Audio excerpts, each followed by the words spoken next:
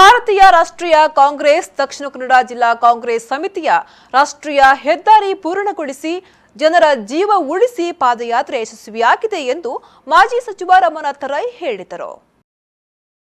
ಅವರು ಮಂಗಳೂರಿನಲ್ಲಿ ಮಾಧ್ಯಮಗೋಷ್ಠಿ ನಡೆಸಿ ಮಾತನಾಡಿ, ಸ್ಥಳೀಯ ಸಂಸದರು ಹೆದ್ದಾರಿ ಕಾಮಗಾರಿ ರಾಜ್ಯ ಸರ್ಕಾರದ ಕೆಲಸ ಎಂದು ಹೇಳುವ ಮೂಲಕ ಜವಾಬ್ದಾರಿಯಿಂದ ಕಳಚಿಕೊಳ್ಳುವ ಪ್ರಯತ್ನವನ್ನ ಮಾಡುತ್ತಿದ್ದಾರೆ. ನಮಗೆ ಕೊಬ್ಬು ಬಂದಿಲ್ಲ. ಅಧಿಕಾರದಲ್ಲಿ ಇದ್ದವರಿಗೆ ವಿಮಾನದಲ್ಲಿ ಮತ್ತು ಸರ್ಕಾರಿ ವಾಹನದಲ್ಲಿ ತಿರುಗಾಡಿ ಕೊಬ್ಬು ಬರುತ್ತದೆ. ವಿಜಯ ಬ್ಯಾಂಕ್ ವಿಲೀನ ವಿಚಾರದಲ್ಲಿ ವೀರಪ್ಪ ಮೊಯ್ಲಿಯವರಿಗೆ ಬೆರಳು ತೋರಿಸುವುದು ಖಂಡನೀಯ. ವೀರಪ್ಪ ಮೊಯ್ಲಿ ಅವರಲ್ಲಿ ಸಂಸದರು ಕ್ಷಮೆ ಕೇಳಬೇಕು ಮತ್ತು ಪಾದಯಾತ್ರೆಯಲ್ಲಿ ಭಾಗವಹಿಸಿದ ನಮ್ಮ ಪಕ್ಷದ ಕಾರ್ಯಕರ್ತರಿಗೆ ನನ್ನ ಧನ್ಯವಾದಗಳು ಎಂದು ಹೇಳಿದ್ರು. ಇವರು ಸೋತವರು, ಇವರಿಗೆ ಕೊಬ್ಬು ಬಂದಿದೆ, ತುಳುವಿನಲ್ಲಿ ಚರ್ಬಿ ಅಂತ ಹೇಳೋದು ನಾವು. ಚರ್ಬಿ ಬಂದಿದೆ, ಅದನ್ನು ಇಳಿಸಬೇಕಾಗಿ ಪಾದಯಾತ್ರೆ ಮಾಡ್ತಾರೆ ಅಂತ. ಇವರಿಗೆ ಅಧಿಕಾರ ಕೊಟ್ಟವರು ಜಿಲ್ಲೆಯ ಜನ ಚರ್ಬಿ ಬಂದದ್ದು ಯಾರಿಗೆ ಅಂತ ಹೇಳಿ ಸ್ವಲ್ಪ ಪ್ರಜ್ಞೆಯಿಂದ ತಿಳ್ಕೊಳ್ಬೇಕು. ಯಾಕಂತಂದ್ರೆ ಅಧಿಕಾರದಲ್ಲಿ ಮದ ಬರ್ತದೆ, ಚರ್ಬಿ ಬರ್ತದೆ. ಅವರಿಗೆ ಧರ್ಮಾರ್ಥ ವಿಮಾನಕ್ಕೆ ಹೋಗ್ಲಿಕ್ಕೆ ಅವರಿಗೆ ಫ್ರೀ ಟಿಕೆಟ್ ಇದೆ ಇಂತಿಷ್ಟು ಅಂತ ಹೇಳಿ, ಅಲ್ಲಿ ಕೂತ್ಕೊಳ್ಳಿಕ್ಕೆ ಮನೆ ಇದೆ, ಓಡಾಟ ಮಾಡಲಿಕ್ಕೆ ಸರ್ಕಾರಿ ಕಾರು ಇದೆ.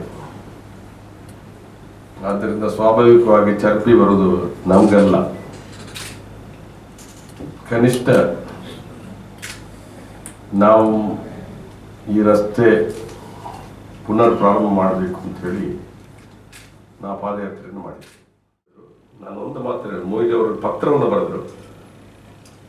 ಬರೆದು ನನ್ನ ಹೆಸರನ್ನು ಉಲ್ಲೇಖ ಮಾಡಿದ್ರೆ ನನ್ನ ಪಾತ್ರ ಇಲ್ಲ.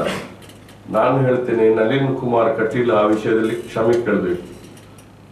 ಮೊಯ್ಲಿ ಈ ಜಿಲ್ಲೆಯ ಒಬ್ಬರು ಅಭಿವೃದ್ಧಿಯಲ್ಲಿ ಹೆಚ್ಚಿನ ಶ್ರದ್ಧೆಯಿಂದ ಕೆಲಸ ಮಾಡಿದಂಥವರು,